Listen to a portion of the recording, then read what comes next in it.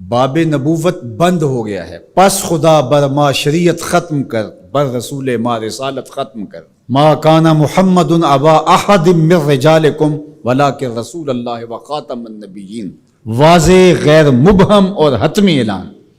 لیکن اس کے باوجود بھی ایک شخص نے کہا کہ میں نبی ہوں، لوگوں نے اسے بھی مان لیا۔ نبی کا آنا ممکن نہیں ہے، لیکن پھر بھی اگر کسی نے ادعا کیا تو لوگوں نے اس کو تسلیم کر لیا۔ اور ولی کا آنا تو ممکن ہے، تو اب کوئی شخص ادعائے ولایت کرتا ہے تو اس کو اگر لوگ مان لیں تو اس پر کیا تعجب ہے۔ تو یہ بات طے شدہ ہے کہ جس چیز کی ڈیمانڈ ہوتی ہے مارکیٹ میں 2 نمبر اسی کا آتا ہے۔ تو اولیاء اللہ یہ اللہ نے عزت کے نشان بنائے ہیں، تو اس لیے بہت سارے لوگ جھوٹے مدعی ہوں گے کہ ہم ولی ہیں۔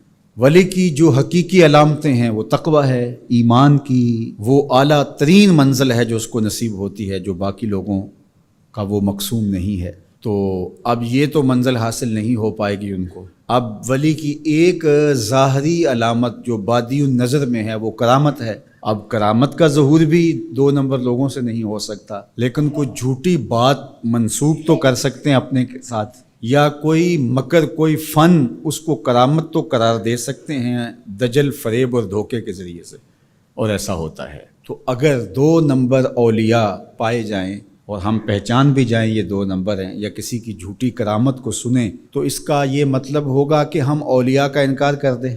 جھوٹے مدعیان نبوت کو ہم پائیں، ان کا انکار کریں، تو کیا اس کا یہ مطلب ہوگا کہ 1 لاکھ کئی ہزار نبیوں کا بھی انکار کر دیں؟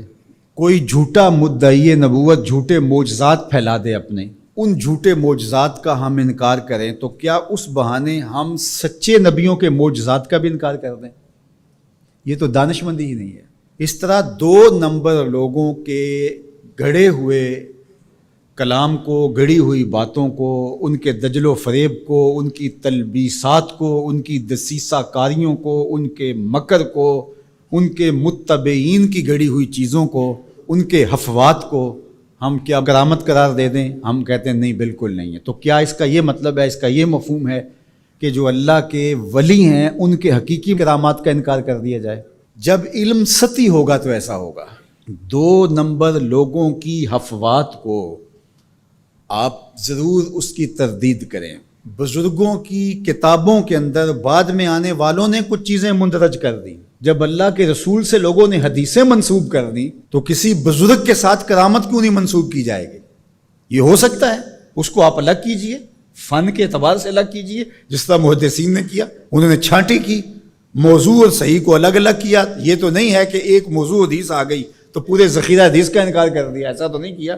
بہر کے راہ گلی میں راہ مسوس، اگر کمبل میں پسو پڑ جائیں تو کمبل جلانا چاہیے یا جھاڑ کے پسو نکالنے چاہیے؟ دانش مندی تو یہی ہے کہ اس کمبل سے پسوؤں کو نکال کر کے اس کمبل کو صاف کیا جائے، نہ یہ ہے کہ کمبل ہی جلا دیا جائے۔ لوگوں نے دین ہی جلا دیا۔ اور میں آپ کو ایک کہانی قرآن سے سناؤں۔ واقعہ اس طرح ہوا کہ حضرت سلیمان علیہ السلام کو آ کے ہدہد نے بتایا کہ ملک سبا میں ایک خاتون ہے جو لوگوں پر حکمرانی کر رہی ہے، اور اس کے پاس بہت بڑا تخت ہے۔ اس تخت کی چوڑائی اور لمبائی علماء تفسیر نے لکھا کہ 60 ہاتھ چوڑا تھا اور 80 ہاتھ لمبا تھا۔ حضرت سلیمان علیہ السلام نے اس کو خط لکھا ملکہ بلقیس کو کہ تم میرے پاس حاضر ہو جاؤ، ورنہ جو ہے وہ میرے ساتھ جنگ کرنے کے لیے تیار ہو جائے۔ اس نے تحفے اور انعام و اکرام لے کر کے حاضر ہونے کا فیصلہ کیا۔ جب وہ بہت قریب آ گئی تو آپ کی مجلس لگی تھی حضرت سلیمان کی، تو آپ نے اپنے لوگوں کو کہا کہ وہ جس تخت پہ ناز کرتی ہے تو کوئی ہے اس کے آنے سے پہلے لے آئے، اور وہ بالکل قریب آ چکی تھی۔ تو ایک جن اٹھا، اس نے کہا حضرت یہ خدمت میرے ذمہ لگائیے۔ قال عفریت من الجن، وہ بڑا قوی ہیکل، بڑا طاقتور، بڑی توانائی رکھنے والا، اس نے کہا کہ حضرت یہ ذمہ داری میری رہی، کب تک لے کے آؤ گے؟ کہا مجلس برخاست ہونے سے پہلے پہلے لے آؤں گا۔ صبح کو مجلس لگتی تھی، دوپہر کے وقت برخاست ہو جاتی تھی، تو اس نے کہا مطلب میں دوپہر تک لے آؤں گا۔ اللہ اکبر! 1 مہینہ جاتے ہوئے لگتا تھا، 1 مہینہ آتے ہوئے لگتا تھا۔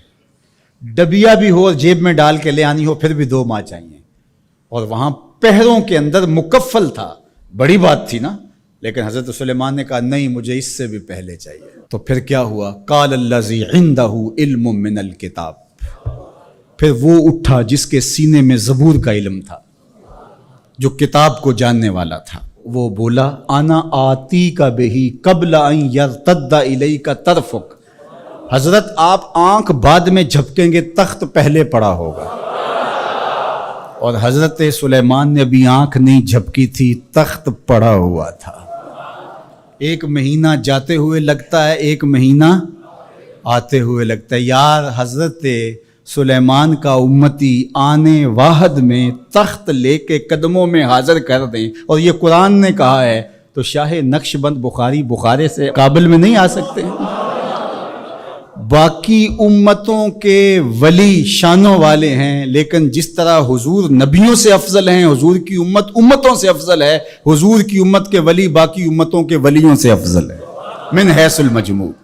حضرت سلیمان کے غلام کی شان ہے کہ آنے واحد میں یہ کرشمہ کر دکھاتے ہیں، اور مقتدی بن کے حضرت سلیمان مسجد اقصی میں جس نبی کے پیچھے کھڑے ہیں، اس امام کی شان کا عالم کیا ہوگا؟